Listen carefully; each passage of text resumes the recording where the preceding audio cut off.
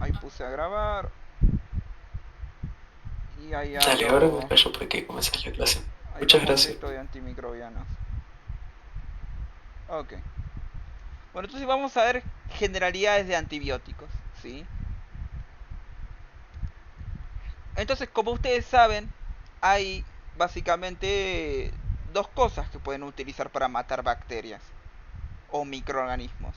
Por un lado, los antibióticos o los quimioterápicos o los antiinfecciosos. Son todos sinónimos, ¿sí? Entonces, son sustancias con una toxicidad selectiva, porque van a actuar únicamente en una diana, ¿sí? El lugar donde actúa el antibiótico se llama diana, ¿sí? Ahora, esta diana se va a encontrar solamente en las bacterias, ¿sí? En el microorganismo que quieren atacar, pero no se va a encontrar en las células humanas, ¿sí? Entonces, estos antibióticos quimioterápicos, estos antiinfecciosos, se van a caracterizar porque son, ¿qué cosa? Tienen toxicidad selectiva, ¿sí? Entonces van a ser mucho más tóxicos para el microorganismo causante de la infección que para las células de voz, ¿sí? Y bueno, se pueden utilizar por vía sistémica, entonces se puede consumir por vía oral o parenteral, ¿sí? En cambio, por otro lado, tenemos los antisépticos. Los antisépticos sería, por ejemplo, esto que es el alcohol, ¿sí? Que con eso se limpian las heridas, lo que es el Pervinox, ¿sí? Lo que es la lavandina, ¿sí? Lo que es el cloro. Estos antisépticos van a presentar una mayor toxicidad, pero la toxicidad no es selectiva, sino que por un lado mata a los microorganismos y por otro lado me daña a mí, a mis células, ¿sí? Entonces, nada, estos antisépticos se van a utilizar para eh, limpiar lo que es la piel, ¿no? Para limpiar lo que es el instrumental y las superficies. Entonces, todos estos tienen una acción inespecífica. Afecta de igual manera al germen y al huésped, ¿sí? Entonces yo en una herida abierta no me puedo tirar alcohol, ¿sí? Si yo me tiro alcohol estaría mal, porque eso tiene acción inespecífica, tiene toxicidad inespecífica, va a atacar a mis células por una parte y por otra parte ataca a los microorganismos, ¿sí? Entonces antiguamente, según la bibliografía de los libros, utilizan el concepto de antibiótico, quimioterapéutico y antimicrobiano.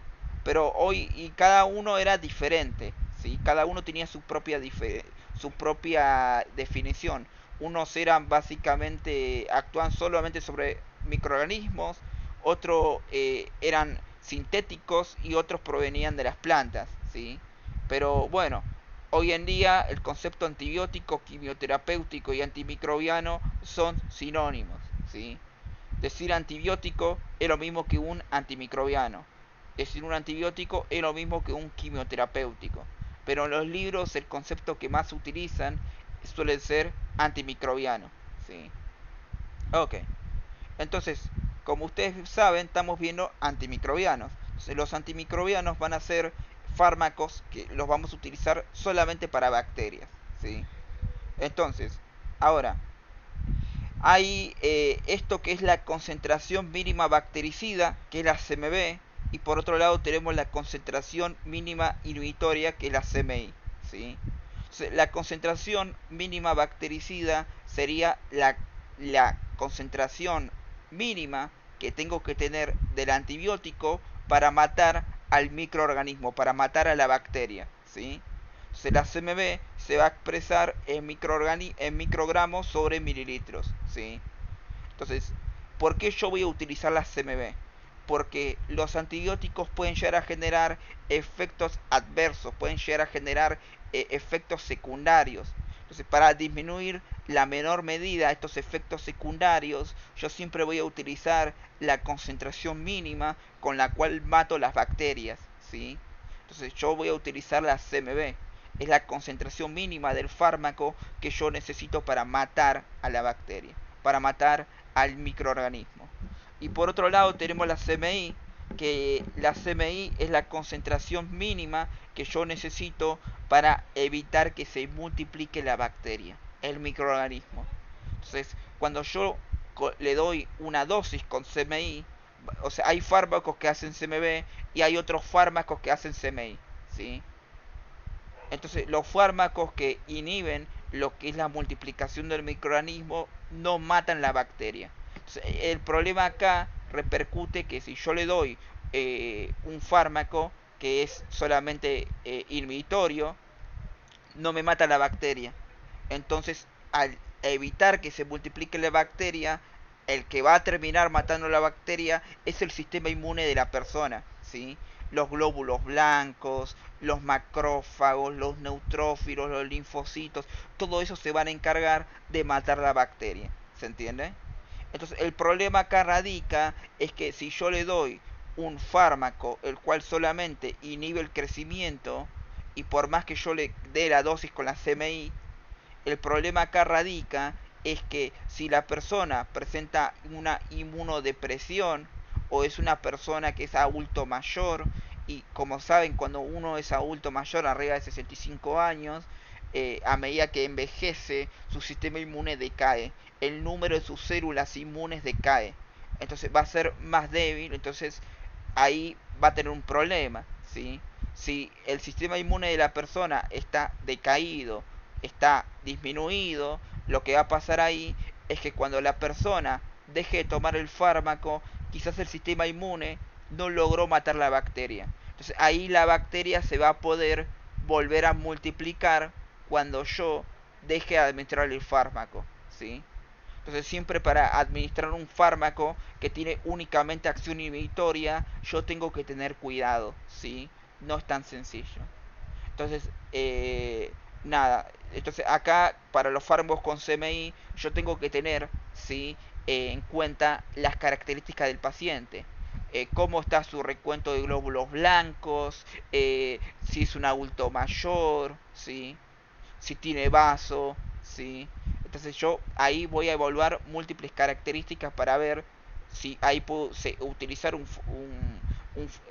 antibiótico con CMI o directamente elijo un bactericida, ¿sí? Aparte también tiene en cuenta esto de la concentración mínima inhibitoria tiene que ver también con lo que es el paciente. Si el paciente cuelga mucho con tomarse las pastillas, no le van a servir los fármacos, ¿sí? Bueno, estos antibióticos, esta clasificación de antimicrobianos, se pueden clasificar en múltiples características, según su espectro de acción, según el efecto antimicrobiano, según la estructura química, eso no importa mucho, y según sus parámetros farmacocinéticos y farmacodinámicos, ¿sí?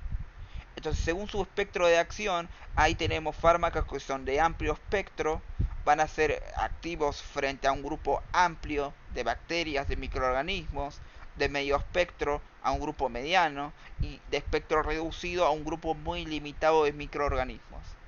Luego el efecto antimicrobiano, si mata la bacteria es bactericida, ¿sí? Es un antibiótico que tiene la capacidad de matar a la bacteria de manera irreversible, ¿sí? La bacteria se muere. Igual para que mate la bacteria yo tengo que alcanzar una dosis mínima, que eso era mi CMB, mi concentración mínima bactericida. Y por otro lado tenemos los bacteriostáticos, que es mi CMI, ¿sí? Los fármacos que son bacteriostáticos no matan la bacteria, sino que evitan que se multiplique. Limitan lo que es su metabolismo, de esa manera la bacteria no se va a poder multiplicar. Ahora, el que se va a encargar de matar la bacteria es el sistema inmune de la persona. ¿Sí? Entonces, si la persona presenta inmunosenescencia, que la inmunosenescencia es el envejecimiento del sistema inmune, o presenta inmunodepresión, lo que va a pasar ahí es que cuando la persona deje de tomar el fármaco, como el sistema inmune no mató la bacteria, esta bacteria se va a volver a multiplicar. Entonces la persona ahí nunca se curó. Entonces ahí la persona deja de tomar el fármaco y los síntomas le vuelven, ¿sí? Y luego la estructura química, eh, nada, se lo puede clasificar a los antibióticos según si son betalactámicos, si son aminoglucósidos, macrólidos, tetraciclinas, si son quinolonas, ¿sí? Y a su vez cada grupo por su estructura química, tiene subgrupos. Por ejemplo, dentro de los betalactámicos están las penicilinas, las cefalosporinas, los carbapenems, ¿sí? Entonces, nada, hay bastante estructuras químicas, entonces sepan que los antibióticos se van a clasificar según su estructura química. Y dentro de la estructura química hay subgrupos, ¿sí? Igual, bueno, esto de la estructura química no es algo que le van a preguntar a ustedes, ¿sí? Ahora, por otro lado, según las características farmacocinéticas y farmacodinámicas. Esto sería básicamente si el fármaco es concentración dependiente, hay que administrarlo a una dosis particular para que haga efecto, o tiempo dependiente, donde no es tan importante la dosis, sino el tiempo en el cual yo le administro el fármaco, ¿sí?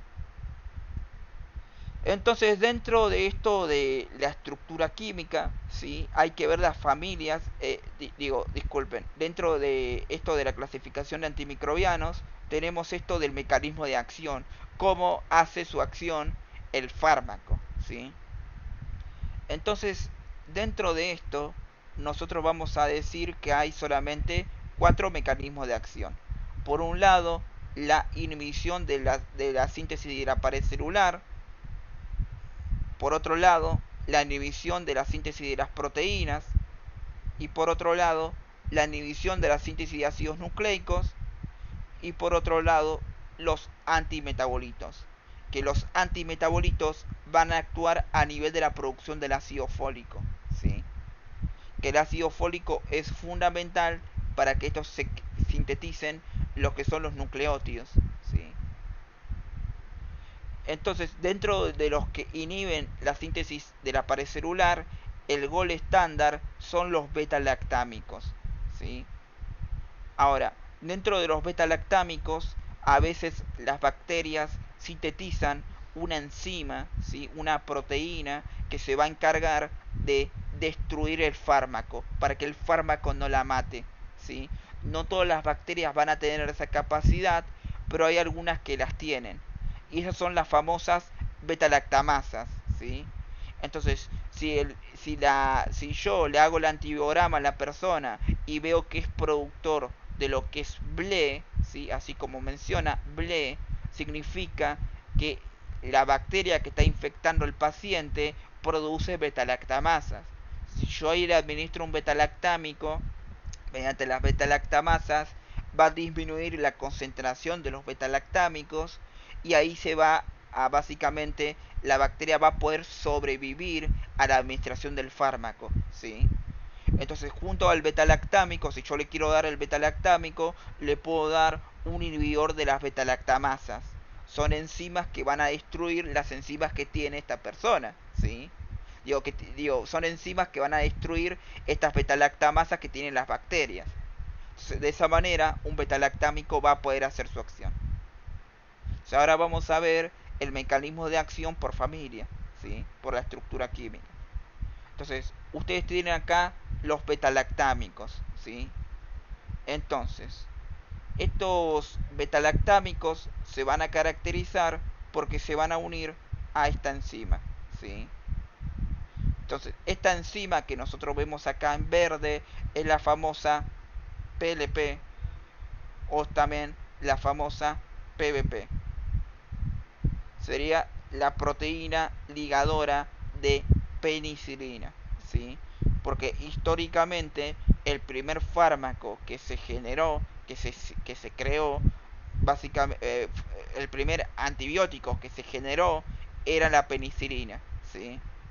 Entonces la penicilina actuaba en esta proteína y es por eso que se llamó esta proteína como la proteína ligadora de penicilina.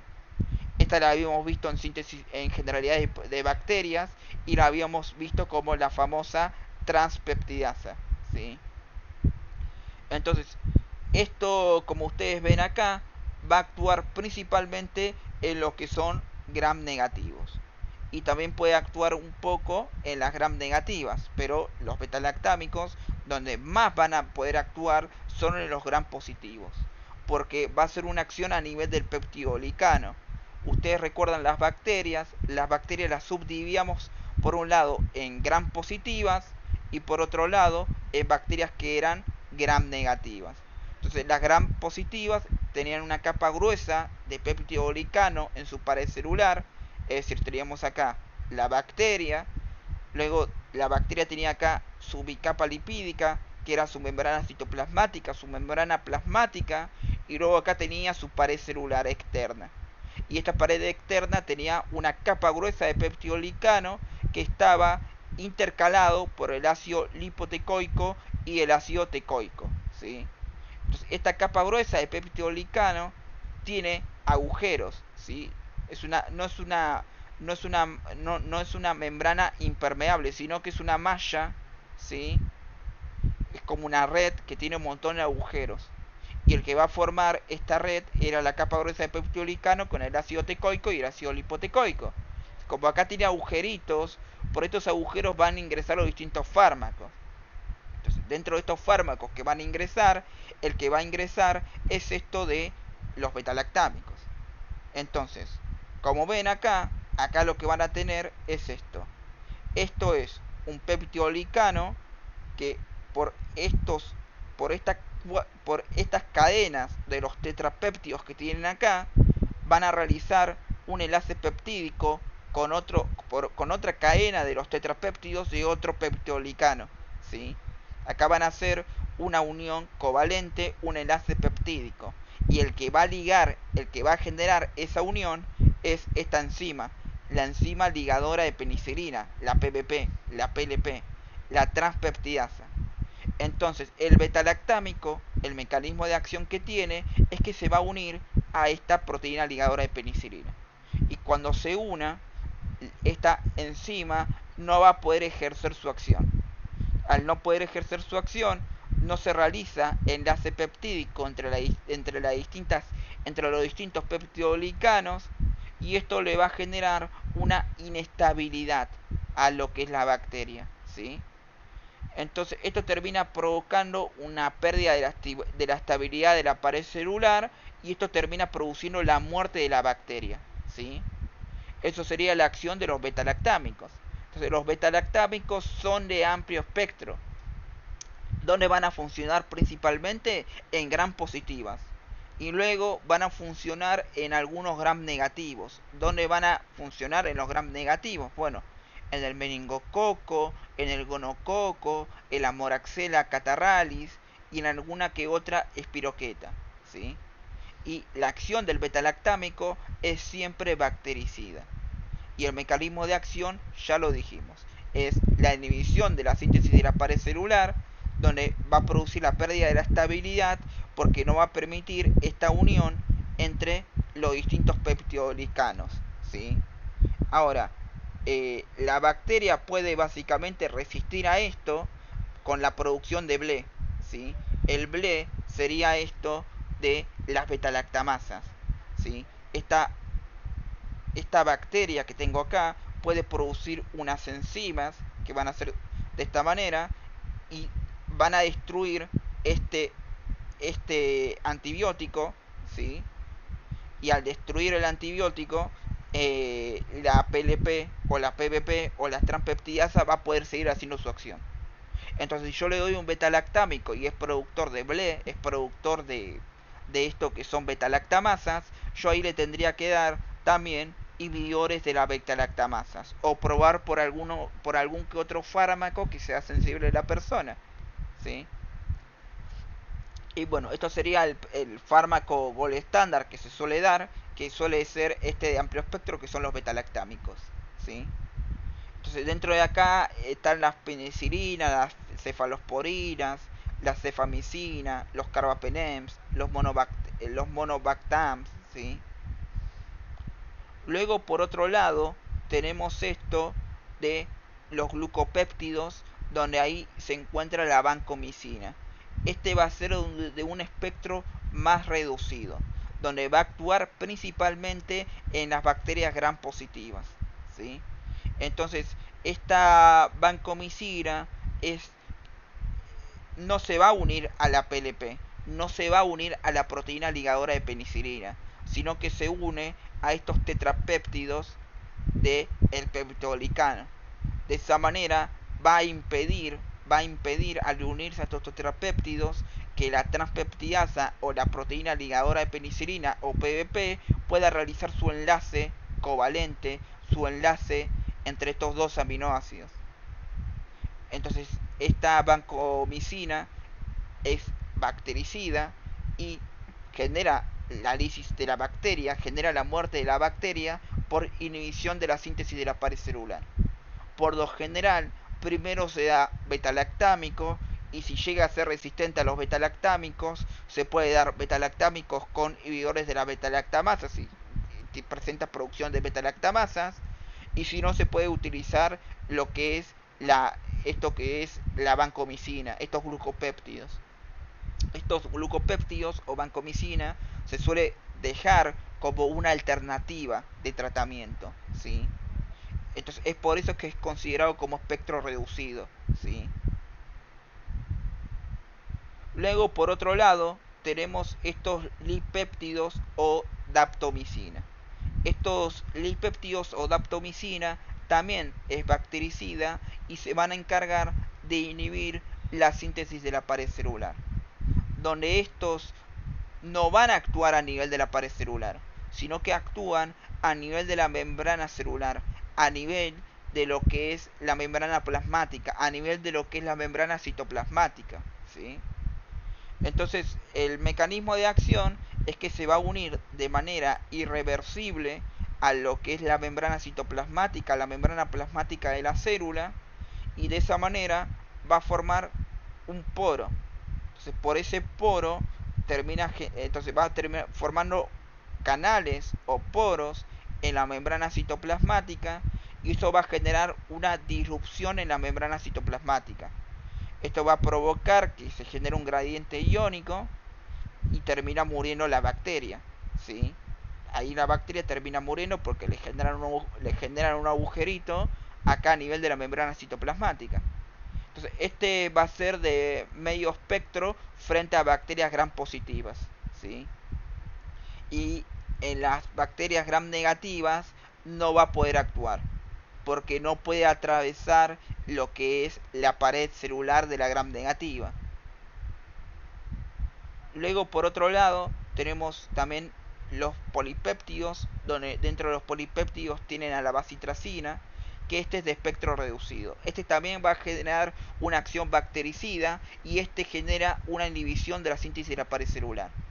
Estos polipéptidos con la bacitracina se van a caracterizar porque se van a unir a un transportador específico de la pared celular de la bacteria, la cual este transportador se va a encargar de mover elementos que después se van a utilizar para lo que es la formación de lo que es para la formación de lo que es el peptidolicano, ¿sí? Son precursores que va a mover por fuera de la célula para luego formar peptidolicano. Y esto lo va a hacer con un transportador.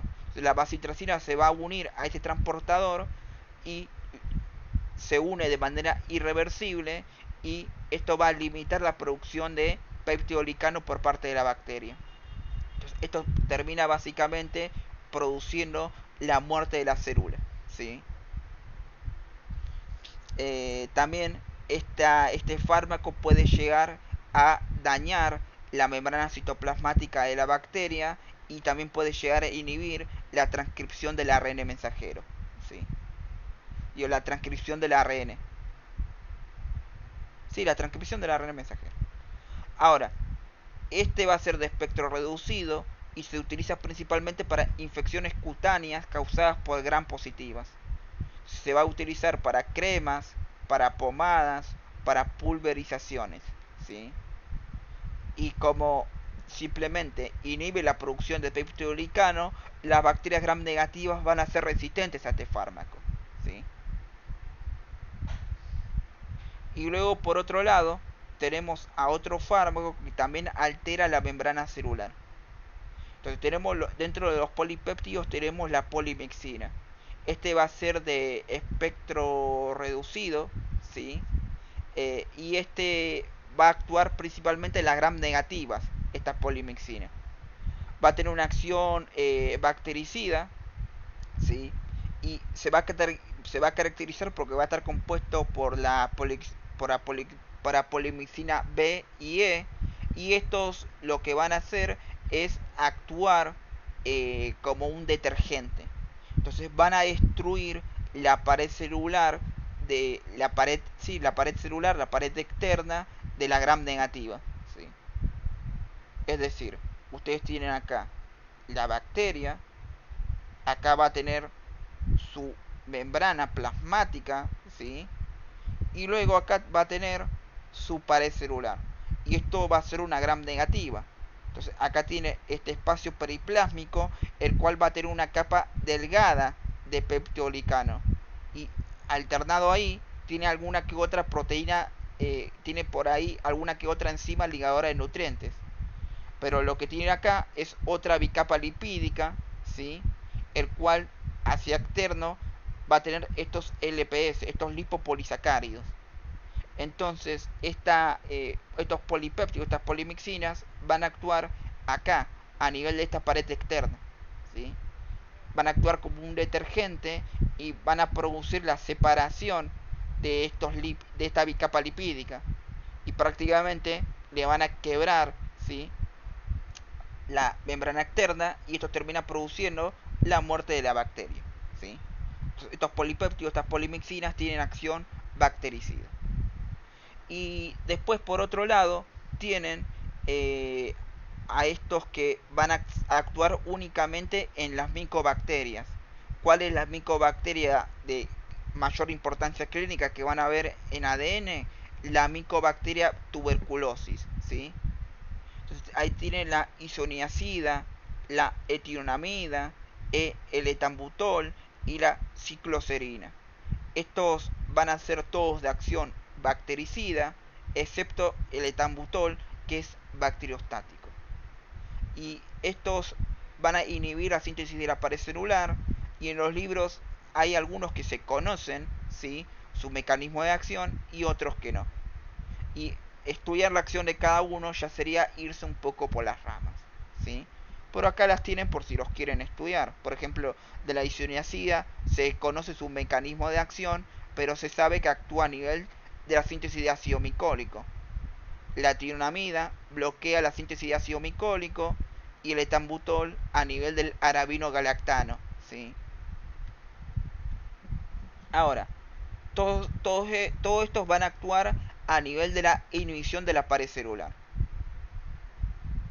Entonces, como habíamos dicho, hay un primer mecanismo de acción que son los que inhiben la síntesis de la pared celular, y dentro de los que inhiben la pared celular hay unos que no actúan a nivel de la pared celular, sino que actúan a nivel de la membrana plasmática, pero aún así se los considera como que inhiben la síntesis de la pared celular. Se los agrupa en este grupo, que eran los polipéptidos o polimixinas, o los lipopéptidos con la daptomicina, ¿sí? Okay. Ahora, por otro lado, tenemos los antibióticos que van a actuar sobre la síntesis de proteínas.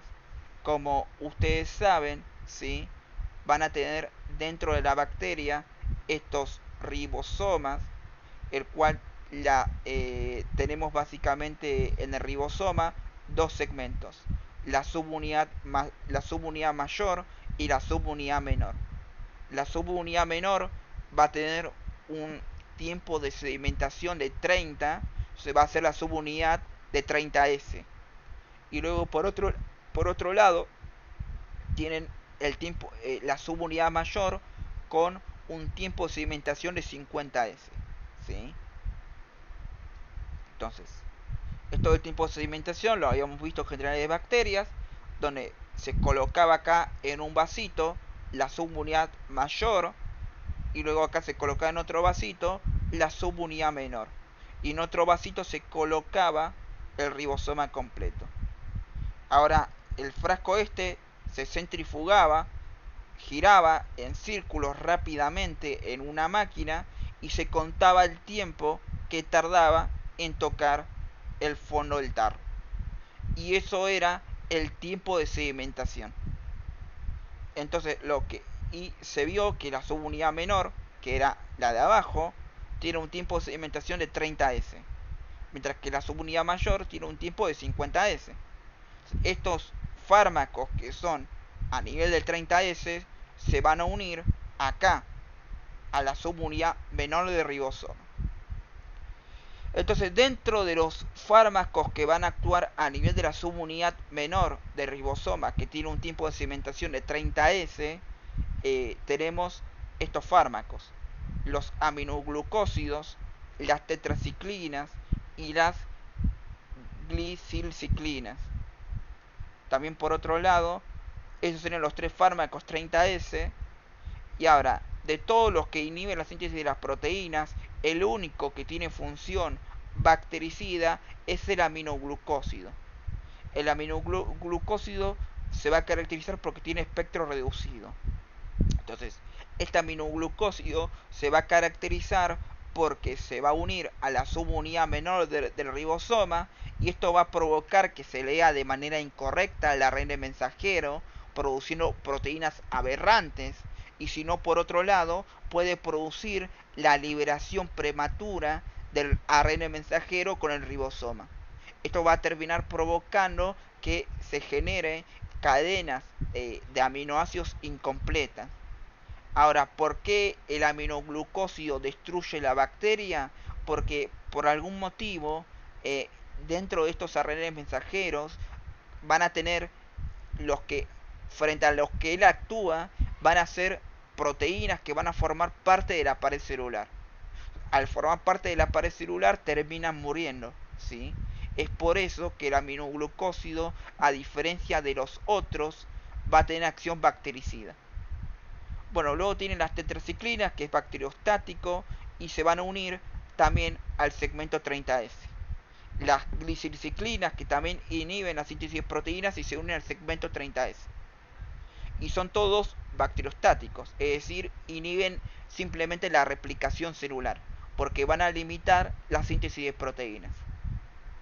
Luego, por otro lado, tienen los de sobre la subunidad mayor 50S, que ahí tienen las oxazolidinonas, que es de espectro reducido, también es bacteriostático. El cloranfenicol, que es de amplio espectro, también es bacteriostático. Y los macrólidos, que es de espectro intermedio a reducido y es bacteriostático también. Ok. Después, por otro lado, tiene los cetólidos, que es de espectro reducido, también es bacteriostático, se une a la subunidad 50S. La clindamicina, que es de amplio espectro, también es bacteriostático y inhibe también lo que es la síntesis de proteínas en el segmento 50S. ¿Sí? Luego tienen las streptograminas, que también es de espectro reducido y también es bacteriostático. Inhibe la síntesis de las proteínas en el segmento 50S. Y bueno, de esa manera vimos todos los antibióticos, cuáles son los que inhiben la síntesis de la pared celular y cuáles inhiben la síntesis de las proteínas en el segmento 30S y en el segmento 50S. Ahora, por otro lado, están los que inhiben la síntesis de los ácidos nucleicos, donde los dos únicos que tienen que saber es el mecanismo de acción de la quinolona y el mecanismo de acción de la rifampicina o rifabutina, ¿sí? Entonces, la quinolona es de amplio espectro. Se va a utilizar principalmente en las gram positivas y en las gram negativas. Y se utiliza mucho para lo que es la E. coli. Entonces, si la persona tiene una infección urinaria por la E. coli, se puede utilizar tranquilamente una quinolona, ¿sí? Tiene acción bactericida. Entonces, estos se van a encargar inhibiendo lo que es la síntesis de ácidos nucleicos, ¿sí? Ahora, el mecanismo de acción varía si es gram positiva o si es gram negativa, ¿sí? Ok, entonces, si es básicamente gram, si es gram negativa, este fármaco se va a unir a la ADN girasa Y si es gram positiva, se va a unir a la topoisomerasa de tipo 4, ¿sí? Y estos van a estar relacionados con lo que es la replicación de la bacteria, ¿sí? Entonces, vamos a ver esto. Ok. Entonces, primero tenemos la ADN girasa, o también llamado topoisomerasa 2, depende del libro donde lo lean. Entonces, cuando, cuando, como ustedes saben, ustedes tienen acá la bacteria, acá tienen el núcleo, y dentro del núcleo está la información genética, el cual va a ser una doble hebra de ADN de esta manera. Ok. Entonces, cuando la bacteria se quiera multiplicar, antes de multiplicarse, tiene que replicar su material genético. Así le da una misma parte a su célula hija. eh, Así le va. Entonces, esta bacteria se va a multiplicar y va a dar origen a dos células idénticas a la célula original. ¿Sí? Y entonces a cada una le va a dar este genoma. ¿Sí? Ahora, con respecto a esto, cuando la bacteria se multiplique, lo que va a pasar acá es que va a haber una enzima que va a separar esta bicapa lipídica.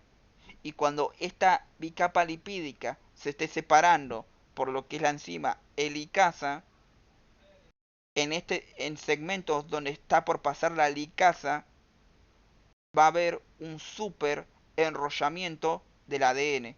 ¿Sí? Si este segmento del genoma se abre así, este otro segmento va a estar muy enrollado. ¿Sí? Entonces esto va a generar un efecto de super enrollamiento en la cadena de doble ADN cercana a la cadena donde está actuando la licasa para generar esto de la replicación del genoma. ¿Sí? Entonces la topoisomerasa 2, que es la ADN girasa, va a generar acá cortes para disminuir este super enrollamiento. ¿Sí? De esa manera, la bacteria se va a poder replicar sin problema. Entonces, la quinolona se va a unir acá a la topoisomerasa 2 y cuando se una, no va a poder ejercer su acción. Entonces, cuando no disminuya el superenrollamiento del ADN en la replicación celular mediante la topoisomerasa o la ADN girasa, si esta no está actuando, el ADN va a terminar quebrándose. ¿Sí? Y esto va a terminar produciendo la muerte de la bacteria. ¿Sí? Esto va a ocurrir solamente en las gram negativas. Ese sería el mecanismo de acción de las gram negativas con la quinolona. Después, por otro lado, en las gram positivas, donde va a actuar es en la topoisomerasa 4. Entonces, cuando el genoma de la bacteria termina de replicarse, eh, todavía sigue unido. ¿Sí? Acá tienen el genoma que se replicó, que se duplicó en dos, pero todavía sigue unido. Y el que va a generar el corte que va a separar los dos genomas de ambas bacterias va a ser la topoisomerasa 4. ¿Sí? Sería el paso final de la fisión binaria. La fisión binaria es cómo se replica la bacteria. Entonces, cuando la bacteria se replica, a cada célula hija le tiene que dar una copia del genoma. Pero el genoma está todavía pegado. Entonces, para que se pueda separar el genoma, tiene que actuar la topoisomerasa 4 como una tijera y lo va a separar. Pero el temita acá es que la quinolona se va a unir a esta topoisomerasa 4 y no va a poder separar el genoma a esta bacteria y esta bacteria termina muriendo por lisis celular. Ese sería el mecanismo de acción de la quinolona. Luego, por otro lado, tienen la rifampicina y rifabutina, que es de mediano espectro, también es bactericida y también inhibe la síntesis de ácidos nucleicos. ¿Sí?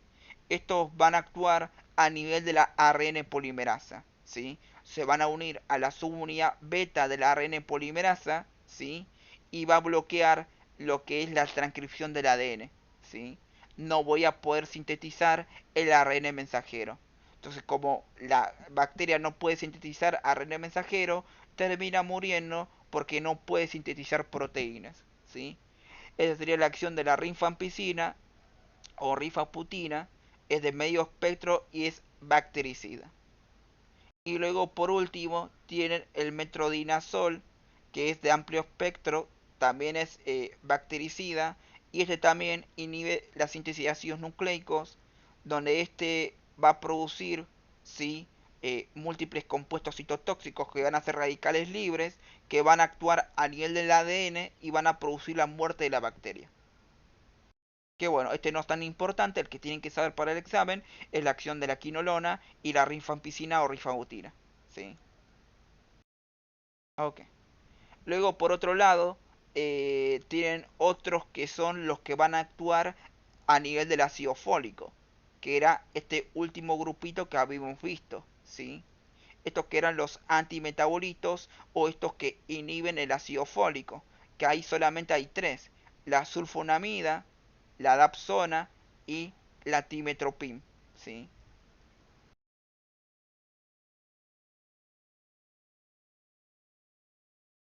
Entonces, como ustedes saben, para la producción de ácido fólico dentro de la bacteria hay numerosos pasos, ¿sí? Entonces, en estos numerosos pasos pueden actuar distintos fármacos, ¿sí? Acá puede actuar uno, acá puede actuar otro y acá puede actuar otro, ¿sí? Entonces, estos fármacos, ¿sí? Creo que acá tengo acá, ¿sí? La sulfamida, ¿sí? Va a ser de amplio espectro. Si se la utiliza sola es bactericida, digo, es bacteriostático, pero si se la utiliza junto con la trimetoprima es bactericida. Ahora, por otro lado, la dapsona es de espectro reducido, es bacteriostático y se vuelve bactericida si se combina con trimetoprima y con sulfamida. Y por último, la trimetoprima es de mediano espectro, también es bacteriostático, pero va a ser bactericida si se la combina con trimetoprima. Eh, Disculpen, es bactericida si se combina con los otros dos, ¿sí? Con lo que la sulfamida y la dapsona. Eso está mal redactado. Ok. Y nada, simplemente la sulfamida, eh, la trimetoprima, ¿sí? Y la dapsona van a actuar en distintos segmentos donde yo sintetizo, en distintos pasos donde yo tengo que pasar por estos pasos para producir ácido fólico, ¿sí? Por ejemplo, la sulfamida actúa a nivel de esta enzima, la trimetoprima actúa a nivel de esta enzima, y acá lo tienen escrito, ¿sí? Igual, bueno, no está necesario que sepan, ¿sí? En qué segmento actúa la sulfamida, en qué segmento actúa la trimetoprima, ¿sí? Porque esto casi ni lo preguntan. Simplemente sepan que los fármacos que son antimetabolitos actúan a nivel del ácido fólico, y ahí tienen la sulfamida, la dapsona y la trimetoprima. Estos van a ser todos bacteriostáticos, pero si se los combina, van a ser bactericidas, ¿sí? Entonces, de esta manera vimos todos los mecanismos de acción de los distintos fármacos, ¿sí? Y esto es lo que yo les decía. Acá tienen este ARN mensajero que entra en contacto con estos ribosomas, y a partir de acá, cuando es leído por estos ribosomas, se sintetiza la proteína. Entonces hay fármacos que se unen acá a la subunidad menor 30S y otros que actúan a nivel del 50S, ¿sí? Acá tienen otro esquema que más o menos muestra los distintos fármacos, cuáles actúan a nivel de la síntesis de la pared celular, cuáles actúan a nivel de la replicación del ADN, de la síntesis del ARN, de síntesis de proteína del ribosoma 30S, de ribosoma 50S y cuáles son los antimetabolitos. Y acá tienen otro esquema que también dice lo mismo. Ok. Eh, Ahora, a la hora de decidir si yo utilizo un... ¿Cuándo? ¿cómo decido si al paciente le voy a recetar un bactericida o un bacteriostático? Bueno, la realidad es que no es tan sencillo decir si le doy un bactericida o un bacteriostático. Hay múltiples elementos el cual yo tengo que considerar. El elemento más importante, el cual yo debería evaluar, es esto del sistema inmune del paciente. Si el paciente tiene un sistema inmune debilitado, ahí tengo que tener cuidado para darle un bacteriostático, ¿sí? Ahí lo más recomendado sería un bactericida, ¿sí? Ok. Entonces con esto vimos generalidades de antibióticos. Ahora hay que ver resistencia bacteriana. Cómo todas estas bacterias se van a resistir a lo que son estos antibióticos. ¿Cómo hacen para poder resistir? Ok. Entonces, nosotros tenemos esto, que serían la definición de resistencia bacteriana. Tenemos eh, dos puntos de vista, desde un punto de vista microbiológico y desde un punto de vista clínico, ¿sí? Entonces, desde un punto de vista microbiológico, nosotros vamos a decir que la resistencia es la presencia de mecanismos de resistencia bacteriana, ¿sí? Desde un punto de vista microbiológico. Y desde un punto de vista clínico, la resistencia se define como la ausencia de la cura clínica, ¿sí? De esa manera vamos a definir si una bacteria es sensible o si es resistente, si el antibiótico puede ejercer su acción, ¿sí? Desde un punto de vista clínico. Entonces, la bacteria tiene múltiples mecanismos de resistencia, tiene la resistencia intrínseca, la resistencia natural, la adquirida, la cruzada, la múltiple o multiresistencia, ¿sí? Entonces, la resistencia intrínseca es aquella que se desarrolla de manera natural, ¿sí? Esto puede ser porque tiene ausencia de la diana. El antibiótico, por ejemplo, puede ser una bacteria que no tiene la PLP, no tiene la proteína ligadora de penicilina. Entonces, como no la tiene, el antibiótico tiene ausencia de la diana, no tiene lugar donde unirse y al no tener lugar donde unirse no produce su acción, ¿sí? También puede ser, por otro lado, porque eh, naturalmente hay presencia constitutiva de un mecanismo de resistencia, ¿sí?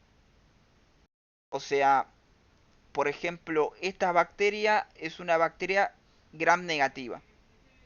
Entonces, al ser gram negativa, hay una cierta inaccesibilidad por parte del antibiótico. Entonces, las bacterias que son gram negativas, como va a ser una pared impermeable, ¿sí? Que es una pared cerrada, sin agujeros, ahí el fármaco únicamente va a poder pasar por proteínas canales, ¿sí? Entonces, ahí puede llegar a haber una cierta inaccesibilidad, ¿sí? Eso sería resistencia intrínseca.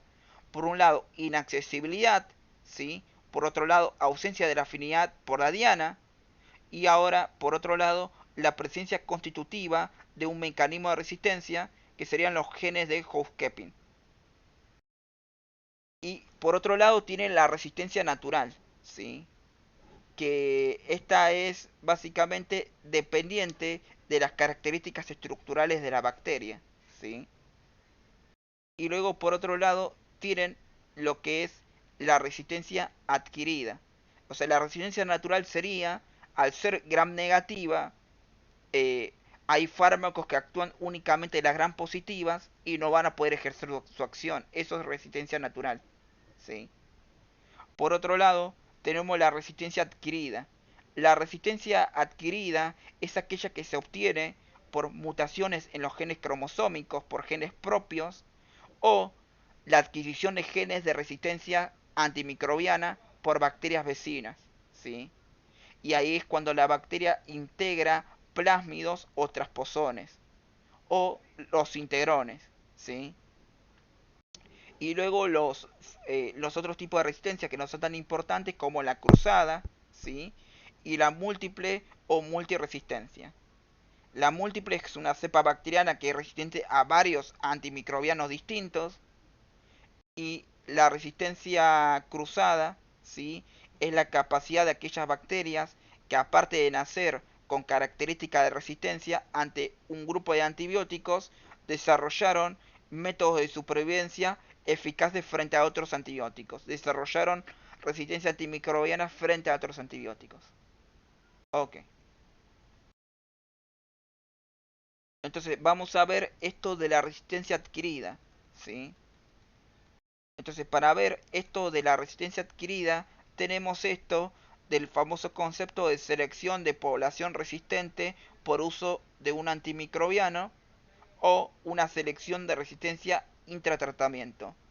Esto es lo que yo no quiero que pase cuando yo administro un tratamiento.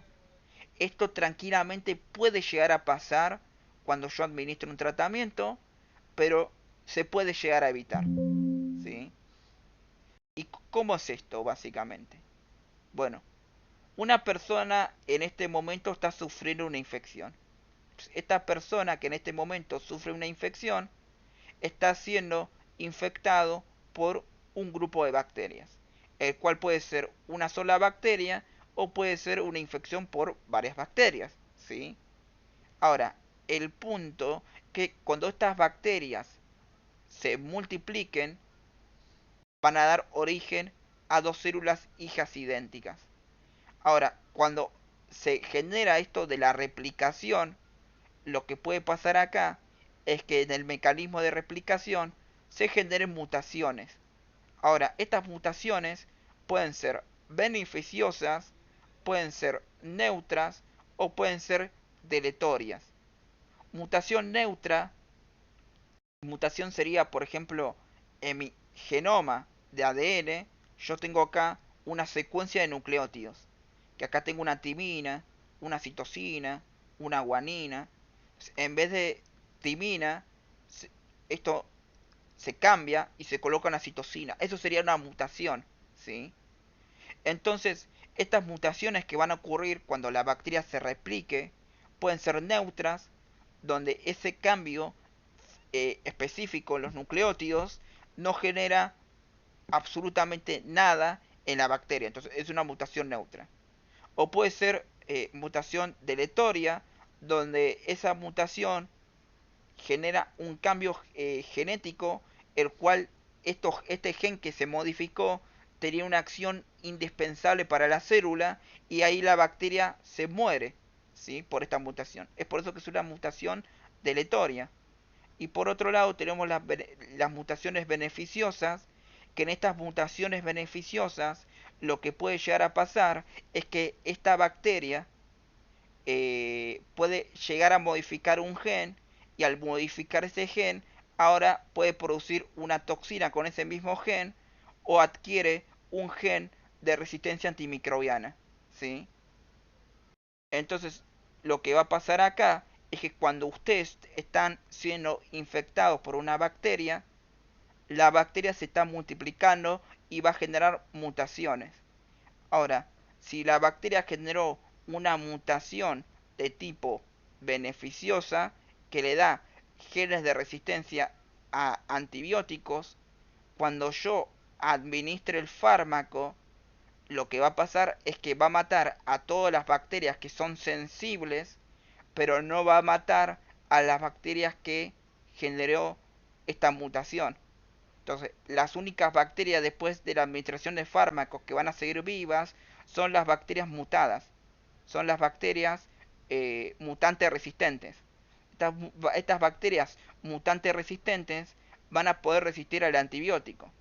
Entonces, cuando vos dejes de administrar el antibiótico, lo que va a pasar acá es que, como hay un número reducido de bacterias, ya no va a tener que competir por los nutrientes, por la comida, y tampoco tiene que competir por el espacio.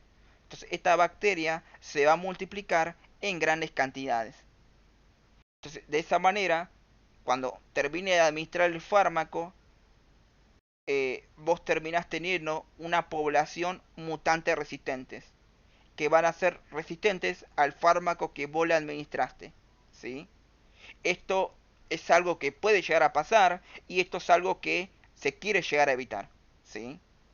Entonces, esto es la famosa selección de población resistente o mutante resistente por el uso de un antibiótico. También se conoce como selección de resistencia intratratamiento, ¿sí? Y así es básicamente la famosa resistencia adquirida por mutación de genes cromosómicos, ¿sí? Son genes propios, donde generan mutaciones beneficiosas. Y si no, puede ser por adquisición de genes de resistencias externos, que esto no me voy a molestar en comunicar, en explicar, porque esto lo vimos en generalidades de bacterias. Pueden adquirir plásmidos por conjugación, por transducción o por transformación. Entonces, estos plásmidos o estos integrones que van a adquirir, ¿sí? O estos transposones que van a adquirir, van a tener genes de resistencia antimicrobiana, el cual le va a brindar defensa frente a la aplicación de un antibiótico, ¿sí? Y recuerden que los genes de resistencia antimicrobiana se pueden encontrar en el cromosoma propio, o en el plásmido, o en los transposones que son los genes saltarines, ¿sí? Ahora, el gen de resistencia antimicrobiana se puede expresar de manera constitutiva, de manera inducible o constitutiva inducible. Constitutiva, todo el tiempo está presentando la resistencia antimicrobiana, ¿sí? Por más que no se encuentre el fármaco actuando. Inducible expresa el gen, básicamente tiene que ser inducido. Es decir, tiene el gen de resistencia antimicrobiana, pero en este momento no lo está expresando. Entonces cuando uno tome el fármaco, ahí lo va a empezar a expresar. Entonces eso sería un gen de resistencia antimicrobiana de expresión inducible. Y el constitutiva inducible es que expresa en bajas concentraciones, en bajo nivel, el gen de resistencia antimicrobiana, pero cuando entra en contacto con el antibiótico lo va a expresar en mayor medida. Eso sería de tipo constitutiva inducible, ¿sí? Después, dentro de esto hay otros dos conceptos más, que es el mobiloma y el resistoma, ¿sí? Entonces, el resistoma sería cuando nosotros hablamos de todos los genes de resistencia de antibióticos que tienen bacterias patógenas y bacterias no patógenas, ¿sí? Y sería básicamente en comunidades de bacterias. Y el mobiloma es el conjunto completo de elementos genéticos móviles, el cual se encuentra el plásmido, el transposón, los integrones, el bacteriófago, ¿sí? Y dentro del mobiloma pueden llegar a haber genes de resistencia antimicrobiana. Entonces, esto es lo que habíamos visto, el concepto este de microbiológico y clínico, ¿sí? Entonces tenemos esto de sensibilidad y resistencia. A nivel microbiológico habíamos dicho que era la presencia o ausencia de mecanismos de resistencia antimicrobiana. Entonces vamos a decir que una bacteria va a ser microbiológicamente sensible al antibiótico. El antibiótico va a ejercer su acción cuando carece de mecanismos de resistencia adquiridos. La bacteria va a tener una sensibilidad intermedia microbiológicamente porque tiene un bajo a moderado nivel de expresión de mecanismo de resistencia antimicrobiana. Y la bacteria va a ser microbiológicamente resistente cuando presenta un alto nivel de expresión de algún mecanismo de resistencia antimicrobiana. Y en la categoría clínica decimos que una bacteria es clínicamente sensible cuando hay alta probabilidad de adquirir el éxito terapéutico, ¿sí? Y una bacteria es clínicamente intermedia, tiene una sensibilidad intermedia, cuando el éxito terapéutico se puede adquirir cuando yo tengo que utilizar dosis elevadas del antibiótico, ¿sí? Y luego una bacteria es clínicamente resistente cuando yo tengo que, cuando el éxito terapéutico es, es muy escaso o nulo, ¿sí? Yo le doy el antibiótico y no va a ejercer su acción. Ahí va a ser clínicamente resistente la bacteria. Ok, ahora, los mecanismos por el cual genera resistencia antimicrobiana son estos cuatro, los cuales son muy sencillos. El primero que vemos acá es la alteración del sitio blanco o de la diana. Entonces va a generar una alteración en donde se une el fármaco. Y al generar una alteración, el fármaco no va a poder generar su acción. Esto tranquilamente puede ser en las famosas PLP o en la proteína ligadora de penicilina. En las PLP o PVP, sepan que PLP y PVP es lo mismo, solo que uno está en inglés y otro está en español. En esta proteína ligadora de penicilina, si uno llega a generar una alteración en el sitio donde se une el fármaco, en el sitio donde se une el betalactámico, por ejemplo, el betalactámico no va a poder ejercer su acción. Eso sería alteración del sitio blanco, alteración de la diana. Y después, por otro lado, también otro mecanismo de acción de resistencia antimicrobiana es la inactivación del antibiótico. La inactivación del antibiótico es la producción de enzimas que se van a unir al antibiótico y lo destruyen o lo alteran para que no pueda ejercer su acción. Que serían las famosas betalactamasas, que a veces lo encuentran abreviado como BLE. ¿Sí? Entonces estas se van a encargar de inactivar o destruir el antibiótico para que no pueda ejercer su acción.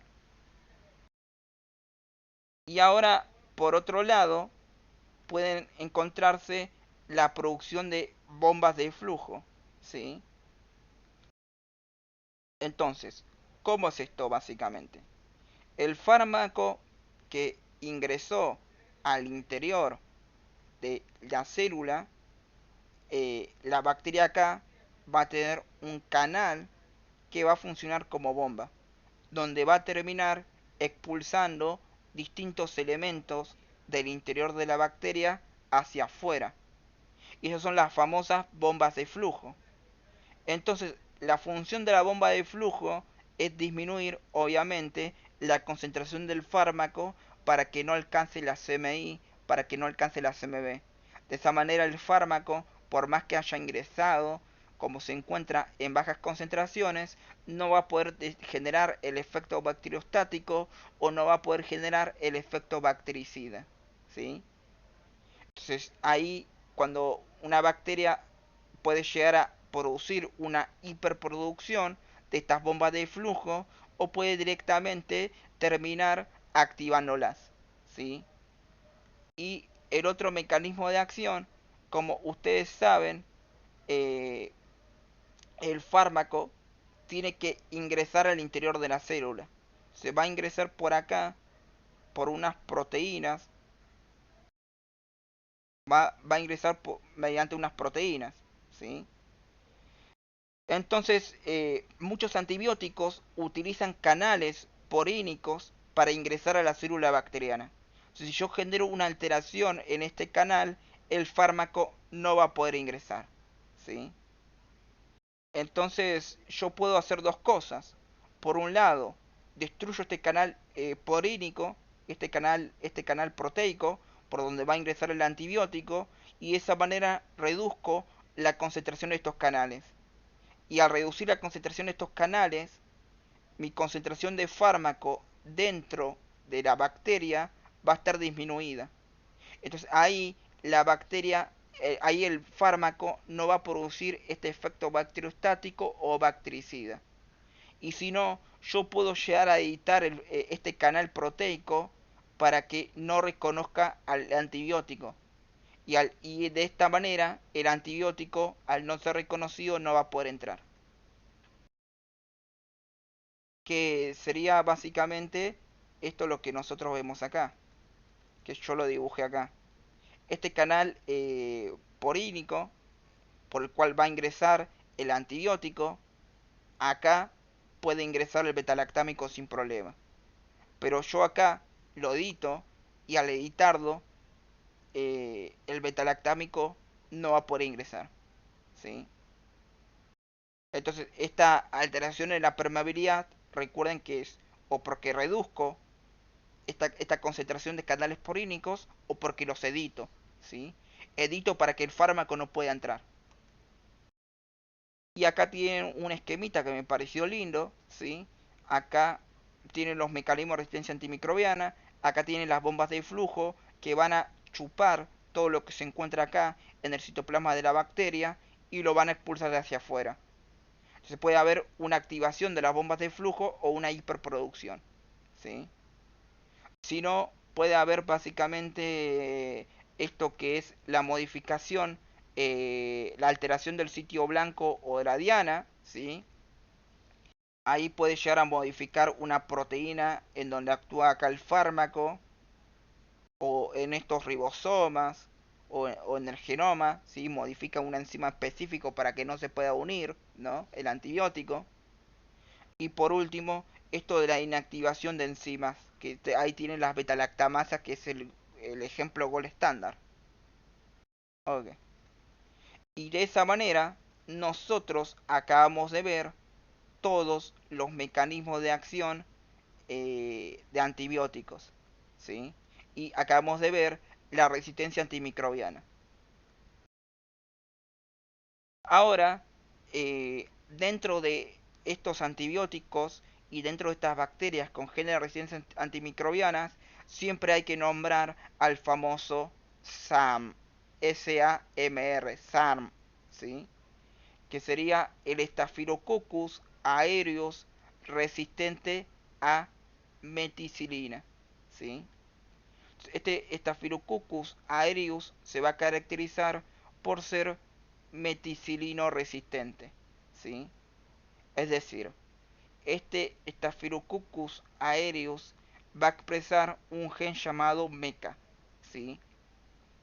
El cual va a estar localizado en el cassette cromosómico SCC, ¿sí? Entonces, este se va a caracterizar porque expresa la PBP2A. ¿Qué significa esto? Yo tengo acá la PLP, la proteína ligadora de penicilina, que escrito en inglés sería PBP. Entonces, esto acá tienen la proteína ligadora de penicilina y acá se une el beta-lactámico. Y al unirse produce inhibición de síntesis, inhibición de la pared celular y tiene efecto bactericida. Ahora, si yo genero acá una modificación, este beta-lactámico no se va a poder unir. Este gen meca del Staphylococcus aureus va a generar una modificación en la proteína ligadora de penicilina para que el beta-lactámico no se pueda unir. Entonces, esta proteína ligadora de penicilina va a tener una modificación en su estructura tridimensional. Entonces, de esa manera va a ser resistente a los beta-lactámicos.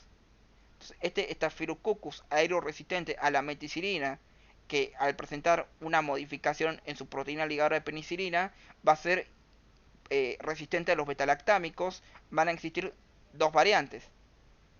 Por un lado, el Staphylococcus aureus metilo resistente de origen comunitario y el de origen hospitalario. El más peligroso es el de origen hospitalario. ¿Por qué? Porque el de origen hospitalario, aparte de tener resistencia a los betalactámicos, va a ser multiresistente. Tiene resistencia antimicrobiana frente a múltiples fármacos, ¿sí? Eh, entonces, este se va a encontrar principalmente en pacientes con factores de riesgo, ¿sí?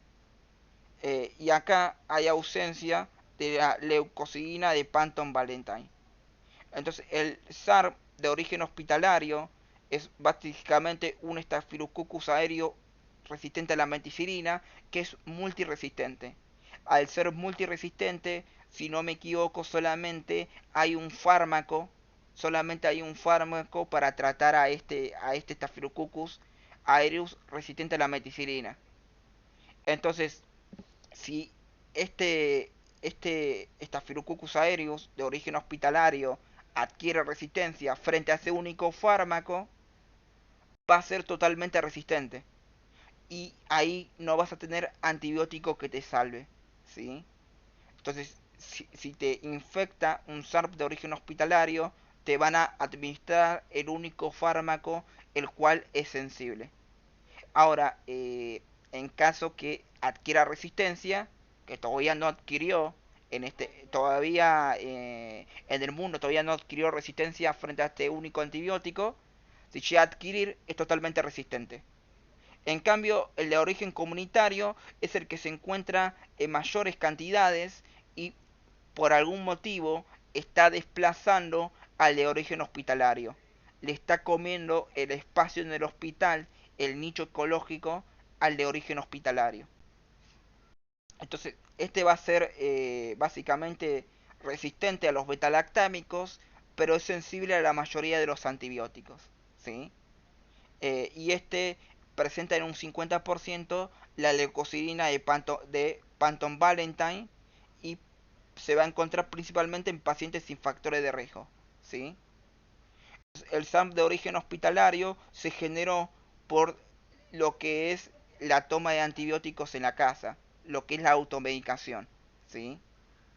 Si bien, o sea, es malo que se genere resistencia antimicrobiana, eh, que se genere este de origen comunitario, desplazó el de origen hospitalario dentro del hospital y eso es bastante beneficioso.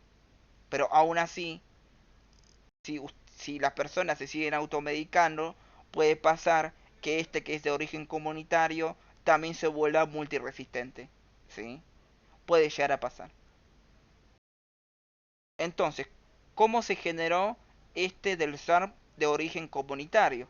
Bueno, como ustedes saben, todo ocurre a nivel de los productos ganaderos, ¿sí? Entonces, para que la gallina sea más grandota, para que la vaca sea más grandota y para que el cerdo sea más grandota, actualmente a estos animales se le está dando, eh, junto con la comida, antibióticos. Esto termina produciendo que estos animales de la granja sean mucho más grandes, ¿sí? De hecho, antiguamente, antes que se practique esto, el pollo pesaba más o menos 2 kilos. Ahora está pesando como 5 kilos a 6 kilos. Son pollos mucho más grandotes. Ya sé que hay diferentes especies de pollo y que actualmente se está criando a la especie de pollo más grandota, ¿no? Pero esto también aumentó el tamaño de estos pollos, ¿sí? Entonces todos estos pollos, eh, al ser alimentados con antibióticos, las bacterias que resisten a estos antibióticos adquieren genes de resistencia antimicrobiana, ¿sí? Van a ser bacterias resistentes a los antibióticos. Entonces después lo que va a pasar acá es que estos animales de granja, o vos te los comes crudo, y si te lo comes crudo así con la carne rosada, vas a adquirir estas bacterias múltiples resistentes. O si no, por otro lado, estos mismos animales de granja realizan sus necesidades en lo que es el agua con la cual se cultivan los vegetales, o se utiliza la misma materia fecal de estos animales para fertilizar las hortalizas, los vegetales, ¿no? Y esto termina provocando que si vos no lavas los vegetales, vas a adquirir estos genes, estas bacterias con genes de resistencia antimicrobiana. Entonces, ya sea por comer alimentos crudos o comer vegetales sin lavar, la persona de la comunidad termina adquiriendo estas bacterias con gen de resistencia antimicrobiana. Después, por otro caso, un caso particular sería el de Jorge, que Jorge se está automedicando y este antibiótico que él está tomando lo está tomando frente a bacterias las cuales son resistentes. Estas bacterias que son resistentes van a sobrevivir a estos antibióticos y van a, o también puede pasar en bacterias sensibles que sobreviven a estos antibióticos y van a adquirir genes de resistencia antimicrobiana frente a estos antibióticos. Entonces, cuando estas personas que se contagiaron por comer carne cruda o estos vegetales entran en contacto con los enfermos porque van al hospital o porque ellos se enferman, les van a transmitir bacterias con genes de resistencia antimicrobiana, ¿sí? Y cuando Jorge entre en contacto con el sistema médico, ahí también le transmite estos genes de resistencia antimicrobiana, ¿sí? Y todo esto termina provocando que las bacterias cada vez tengan más genes de resistencia antimicrobiana, ¿sí? Entonces, nada, eh, no hay que automedicarse, ¿sí? Y hay que ser, y no hay que y no hay que recetar antibióticos por recetar, sino que hay que tener un ojo clínico para recetar. Y con esto terminamos el núcleo de resistencia bacteriana. Ahora viene el otro, que sería las pruebas de sensibilidad antimicrobiana, ¿sí? El cómo nosotros vamos a recetar un antibiótico, ¿sí? Entonces, antes de recetar un antibiótico, se tiene que trazar el triángulo de Davis. El triángulo de Davis nos va a servir, ¿sí?, para realizar la prescripción más dirigida y evitar el abuso de los antibióticos de amplio espectro, ¿sí? Entonces, se traza, acá se va a colocar el antimicrobiano, la bacteria que me lo produce, por ejemplo, la E. coli, ¿no? Y acá se coloca la persona, ¿sí? No sé, Pepe de 50 años. Eh, Disculpen, en el microbio se coloca acá la E. coli, ¿no? Y acá en el antimicrobiano se va a colocar el antibiótico. Entonces, puede ser, por ejemplo, un beta-lactámico, ¿sí? Un beta-lactámico. Entonces se va a evaluar acá cuáles son los efectos del beta-lactámico, si le produce toxicidad al huésped o no, cuáles son los efectos y si le está produciendo toxicidad o no, y cómo es la farmacología, la farmacocinética y la farmacodinamia del huésped con el antibiótico. También hay que ver si el microbio actualmente ya produjo la infección o si el paciente ya se curó y generó inmunidad. Y la relación entre el antibiótico y el microbio hay que evaluar, ¿es sensible o es resistente? ¿Sí? Entonces acá les dejo lo que es un antibiograma, ¿sí? Entonces cuando ustedes quieren realizar un tratamiento terapéutico y le hacen básicamente un cultivo para la identificación bacteriana, ustedes también van a pedir un antibiograma. Entonces el antibiograma les va a decir cuáles son las bacterias frente a esta bacteria, a qué fármacos es sensible. Frente a esta bacteria, a qué fármacos es resistente. Y acá tienen básicamente este antibiograma. Entonces, este antibiograma me traza acá una línea. Entonces, frente a estos antibióticos, eh, la bacteria es sensible. Acá se puede alcanzar el éxito terapéutico. Y frente a estos antibióticos, la bacteria es resistente, ¿sí? Acá se puede alcanzar, acá el éxito terapéutico no se puede alcanzar, ¿sí? Y así debería ser como ustedes deberían completar el triángulo de Davis. Por ejemplo, acá colocan la ampicilina, que es un beta-lactámico. Acá colocan el paciente, varón de 57 años, y la bacteria, la E. coli. Entonces, ¿Le generó la enfermedad? Sí, le generó. ¿Qué le generó? Una infección urinaria que tiene disuria, policuria y tenesmo vesical. Y cuando vos le pedís el antibiograma, tenés que ver si es sensible o resistente. En este caso, es resistente a la ampicilina según es resistente a la ampicilina, ¿sí? Y de hecho, si ustedes revisan este antibiograma, es productor de BLE, es productor de las beta-lactamasas, ¿sí? Entonces, si le quiere dar un beta-lactámico, en este caso, le tiene que dar el beta-lactámico más eh, inhibidores de las beta-lactamasas. Entonces, simplemente lo que tiene que hacer acá es pedir un antibiograma y darle un fármaco frente al cual sea sensible según el antibiograma, ¿sí? Ahí le puede dar un imipenem, una imicacina, ¿sí? Entre otros.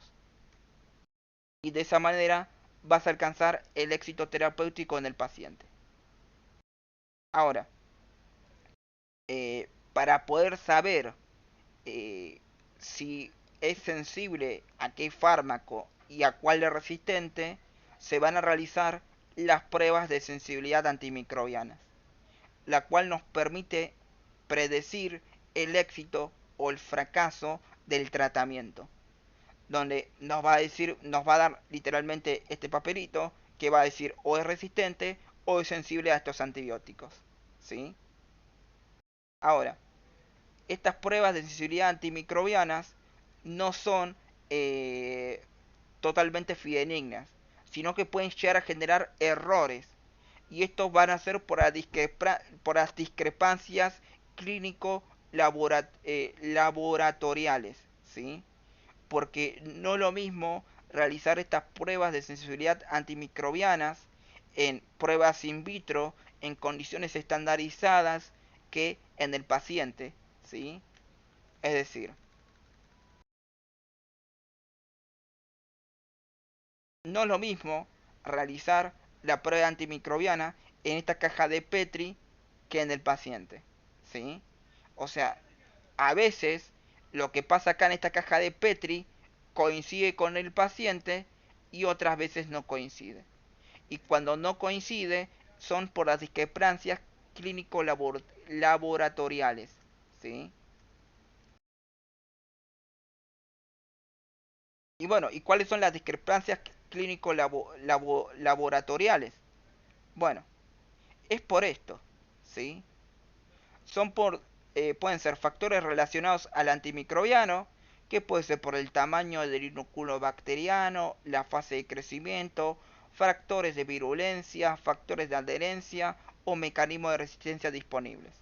Pueden ser factores relacionados al huésped, que ahí tienen la respuesta inmune específica y las cosas que ocurren en el sitio de acción.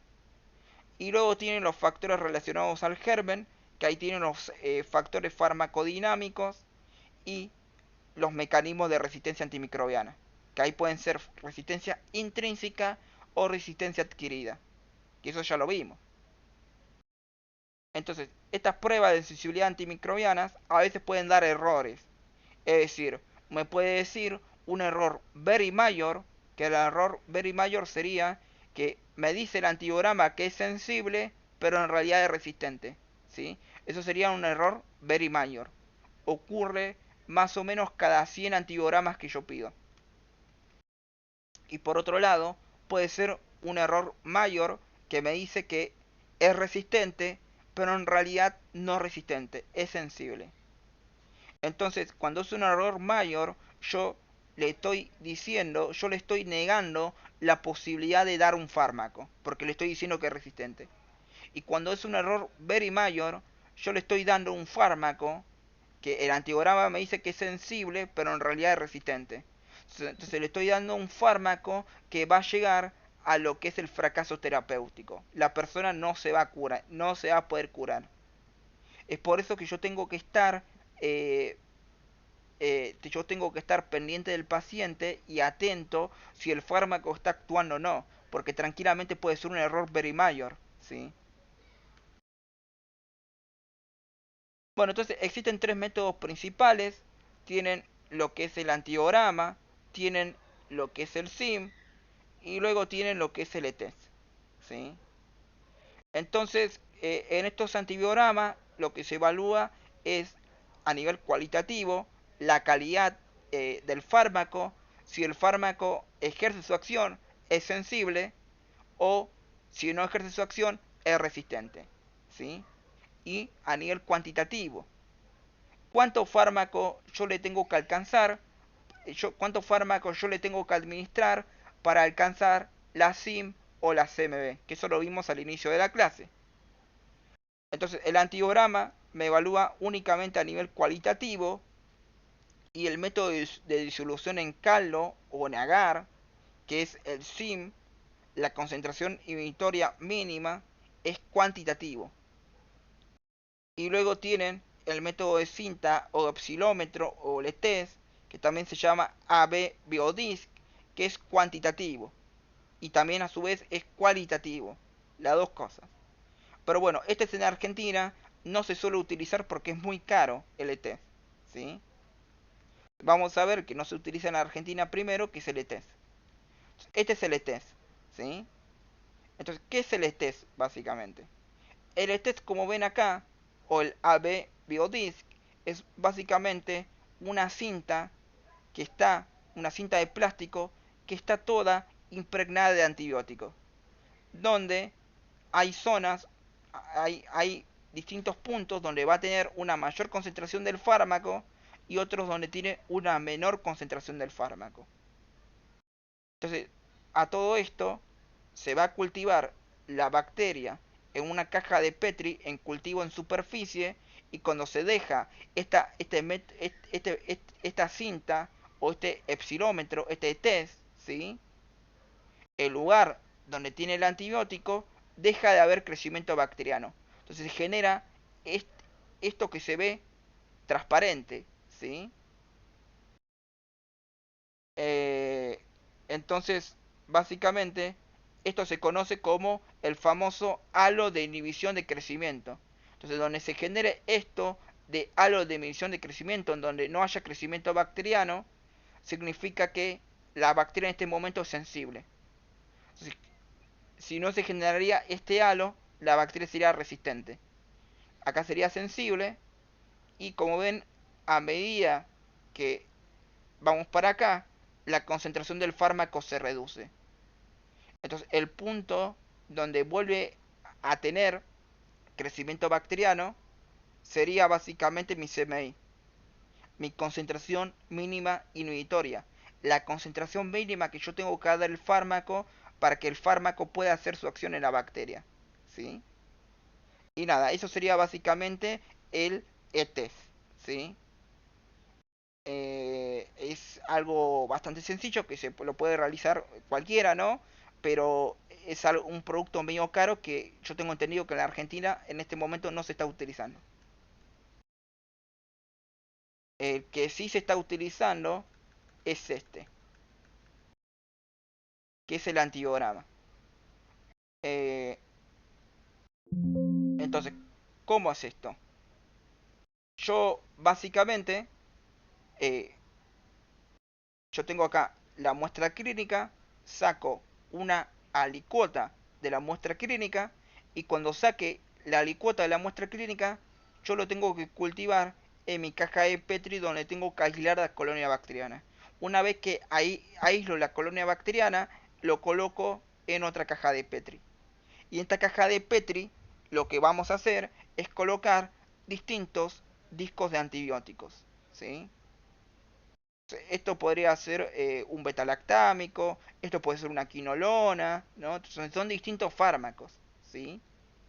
Y entonces se evalúa en dónde genera este halo de inhibición de crecimiento para saber si es sensible o si es resistente. Como ven, este no generó el halo de inhibición de crecimiento, entonces es resistente. Este sí lo generó y es sensible. Y ahora a su vez yo tengo que evaluar si presenta una sensibilidad, si es sensible o presenta una sensibilidad intermedia. Eso lo voy a hacer según el tamaño del halo de inhibición de crecimiento. Yo lo que tengo que hacer acá es básicamente medir con una regla el tamaño del halo de emisión de crecimiento. Y según el tamaño que tenga, yo puedo decir, tiene una sensibilidad, es sensible o tiene una sensibilidad intermedia. ¿Sí? Y esto es lo que yo les dije. Primero, se cultiva la colonia bacteriana. Una vez que se logra aislar la bacteria, la tengo que cultivar en una caja de Petri y cuando la cultivo, le voy a colocar distintos fármacos en discos de antibióticos y luego de ahí lo mando a incubar. Y una vez que lo saco, tengo que medir con regla los halos de inhibición de crecimiento y ver si se generó halo de inhibición de crecimiento o no. Para saber si es sensible o si es resistente y si es sensible o presenta una sensibilidad intermedia. ¿Sí? Este antibiograma es un método estandarizado. Se va a realizar por protocolos y los elementos están estandarizados en el laboratorio. Se va a utilizar el agar Moeller-Hilton, altura 4 milímetros, un pH 7.8, tiene que tener la humedad apropiada, tiene que tener magnesio, calcio, timina, timidina, ¿sí? Y un mínimo error en todo este protocolo puede llegar a dar un resultado erróneo, ¿sí? Y nada, sería básicamente, esto sería mi famoso antiborama, ¿sí? Eh, ahora, el antibiograma también se conoce como el método de Kirby-Bauer, ¿sí? Así también se llama, método Kirby-Bauer. En el examen quizás les pregunten por Kirby-Bauer y no antibiograma. Puede llegar a pasar. Entonces, este antibiograma me va a decir cuál bacteria es resistente y cuál bacteria es resistente. Cuál bacteria es sensible, cuál bacteria es resistente. Ahora, por último, tenemos esto de mi método de disolución en caldo o NAGAR, el cual me va a decir mi concentración inhibitoria mínima, ¿sí? Es decir, si yo a un paciente quiero saber cuánto fármaco le tengo que administrar para que el fármaco ejerza su acción, ahí tengo que realizar este método. Entonces, este método, por lo general, no se realiza en la clínica normal. Se va a realizar en pacientes graves, en pacientes que estén en terapia intensiva, en pacientes que estén delicados. Ahí le voy a pedir un método por dilución en caldo o en agar. ¿Sí? En la clínica normal, yo le pido, ni siquiera a este, porque este es caro, el ETES, ¿sí? Yo le pido el antiograma y ahí se murió el asunto. ¿Sí?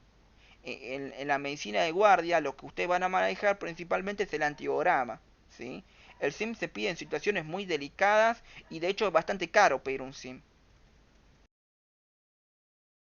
Bueno, y el SIM me va a poder decir cuánto es la dosis mínima que yo le tengo que aplicar. Y de por sí es un poco complicado el explicar. Pero bueno, lo vamos a explicar rápidamente. Primero vamos a explicar resultados por las dudas, ¿sí? Entonces, ¿cómo, cómo se hace esto del método de disolución por caldo? Bueno, yo acá voy a colocar una solución, el cual suele ser 0,5 mililitros, y luego se coloca el antibiótico. Y una vez que coloco el antibiótico y la solución, coloco la licuota. Ahora, la mitad de esto lo paso acá. Y ahora la otra mitad la paso acá, la otra mitad la paso acá, la otra mitad la paso acá y siempre así. Como si estuviese pasando, paso un pedacito de acá, acá y acá. Y el único frasco donde puse el antibiótico es acá. A medida que paso de un frasco a otro, la concentración del antibiótico se reduce a la mitad. Porque siempre le paso a la mitad. ¿Sí? Por ejemplo, si yo tengo acá 0,5 mililitros de solución y le coloco 0,5 de antibiótico, Eso me va a dar un total de ¿cuánto? De 1 mililitro. ¿Sí? Entonces lo que nosotros vamos a decir que en este mililitro, ¿sí? Hay una concentración de fármaco de 1. ¿Sí? Esa sería mi concentración de fármaco. Entonces, lo que voy a hacer acá es agarrar la mitad del contenido de este frasco y la paso acá. Este frasco que no tiene antibiótico tenía 0,5 de solución, le paso 0,5 más con el fármaco. Entonces, al pasarle la mitad, va a tener la mitad de la concentración del fármaco. Entonces, va a tener básicamente un total de 2 de fármaco. Y después cuando le pase la otra mitad, cuando pase una mitad de acá a acá, este pasa a tener la mitad, va a tener 4 de fármaco. Y este tiene 8. Este tiene 16. Este tiene 32 y este tiene 64. ¿Sí? Entonces cada vez se reduce a la mitad la concentración del fármaco. ¿Sí? Y eso sería mi método de disolución seriado. Entonces yo simplemente tengo que ver el último frasquito, tengo que ver el primer frasquito donde no hay turbidez. ¿Sí? Digo, yo tengo, disculpen, disculpen, lo dije mal. Yo a cada frasquito lo voy a meter en una caja de Petri y voy a hacer un cultivo. ¿Sí? Y tengo que visualizar en qué momento deja de multiplicarse la bacteria. ¿Sí? Entonces, en el frasco donde la bacteria dejó de multiplicar, porque significa que acá está ejerciendo su efecto bactericida, ahí sería mi CMI. Sería el último frasco donde la bacteria dejó de multiplicarse. ¿Sí? Entonces, si esto sería 0, estos 1, estos 2, estos 4, estos 8, estos 16, estos 24. Entonces acá lo que yo diría es que mi CMI es 8. Esta sería la concentración de fármaco mínima para generar este efecto bacteriostático. ¿Sí? Y eso sería básicamente esto de la disolución seriada. ¿Sí? Entonces, en esta disolución seriada, yo en este fármaco, acá pueden ver que acá administré el antibiótico, ¿sí? Y acá, como yo administré una gran cantidad de antibiótico, acá la bacteria no se multiplica. Ahora, acá yo administré la mitad de acá, de esta concentración, y acá la bacteria tampoco se multiplica. Y ahora, yo administro acá la mitad de la concentración de acá, y acá la bacteria tampoco se multiplica. Y acá hago lo mismo, y acá la bacteria tampoco se multiplica, y acá hago lo mismo, pero acá la bacteria se multiplica. Entonces, el último frasco donde la bacteria se dejó de multiplicar sería mi CMI. ¿Sí? Sería mi concentración mínima inhibitoria. ¿Sí?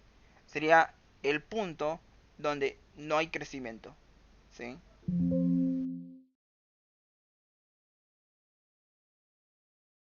Eso sería mi CMI y recuerden que siempre es la mitad. ¿Sí?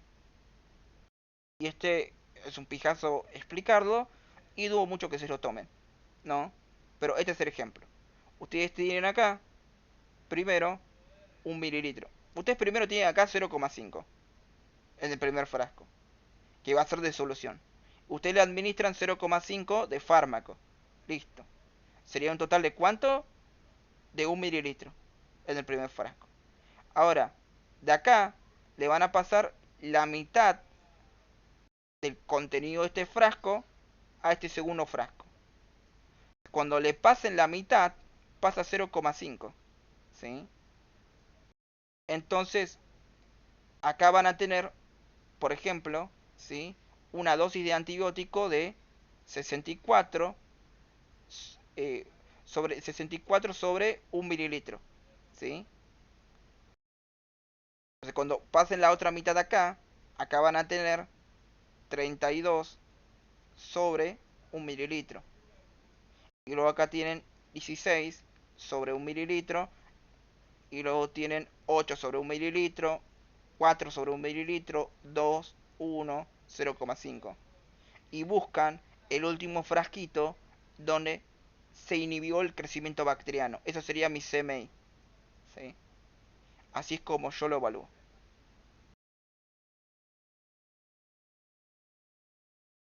Pero bueno, recuerden que la SIM no es algo que se utilice. O sea, en la Argentina se utiliza, pero ustedes no ni lo van a ver. Tal vez si están en terapia intensiva van a realizar alguna que otra.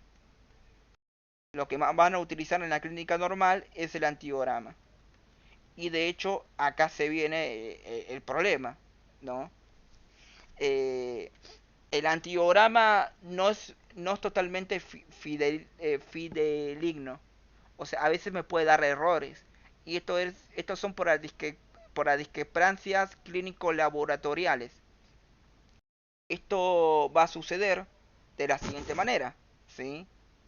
Si yo le pido un antibiograma y yo le pido una SIM, puede ser que me genere un resultado diferente. ¿Cómo es esto? Bueno, el antibiograma acá, ¿sí? Me está diciendo que es resistente. Pero la prueba de disolución, que sería la SIM, me dice que es sensible. Eso sería un error mayor, ¿sí? Un error mayor sería que el antibiograma me dice que es resistente, pero en realidad es sensible. ¿Se entiende? Entonces, vos le estás negando la posibilidad de administrarle un fármaco a un paciente. Eso sería un error mayor. Puede llegar a pasar. ¿Sí? De hecho, ocurre bastante. Ahora, por otro lado, el antibiograma me puede decir que es sensible, pero si yo le realizaría una SIM, que no en todos los casos se realiza porque es muy caro, me sale que es resistente. Y eso sería un error very mayor. ¿Sí? Yo al paciente le voy a administrar un fármaco que en realidad es, que el antibiograma me dice que es sensible, pero en realidad es resistente. Yo le administro el fármaco al paciente y veo que no mejora. Entonces, si veo que no mejora, listo, es un error very mayor, continúo con el siguiente fármaco de la lista de antibiogramas. ¿Sí? Es algo que sucede. ¿Sí? De hecho, si no me equivoco, Jaime en el video dice la cantidad, pero si no me equivoco, uno cada 1000 casos es un error very mayor. Y uno cada 100 casos es un error mayor. ¿Sí? O sea, cada 1000 antibiogramas que pido, voy a tener un error very mayor. ¿Sí? Es algo que me puedo llegar a topar en la clínica médica. Y por último, a veces se colocan dos discos de antibióticos, ¿sí? En el antibiograma y se ve su relación. ¿Sí? Se va a ver básicamente si estos halos de inhibición de crecimiento aumentan el tamaño, se reducen o no hacen nada. Si no hacen nada, es indiferente. ¿Sí? La acción del fármaco no aumenta si yo combino estos dos fármacos. Ahora, lo que va a pasar es sinergia. Si yo coloco acá dos discos de antibióticos y hay una unión entre los dos halos de inhibición de crecimiento, es sinergia. ¿Sí? Es decir, la acción del fármaco por separado es igual, pero si yo lo junto, la acción del fármaco se potencia. ¿Sí? Ese sería el efecto de sinergia. Y por último tenemos esto del antagonismo, donde si yo junto dos discos de antibióticos, los cuales los dos son sensibles, ¿sí? Lo que va a pasar acá es que como hay antagonismo, como los dos antibióticos eh, van a básicamente interferir con la acción del otro, se reduce la acción del antibiótico, ¿sí? Entonces serían básicamente, va a haber un crecimiento bacteriano visible entre los dos halos de inhibición de crecimiento. Entonces, esos serían dos fármacos con antagonismo en el paciente. Serían dos fármacos que yo en el tratamiento no debería combinar, ¿sí? Y eso sería básicamente generalidad de antibióticos. ¿Alguna duda sobre el tema? ¿Quieren que vuelva a explicar algo más o lo dejamos acá?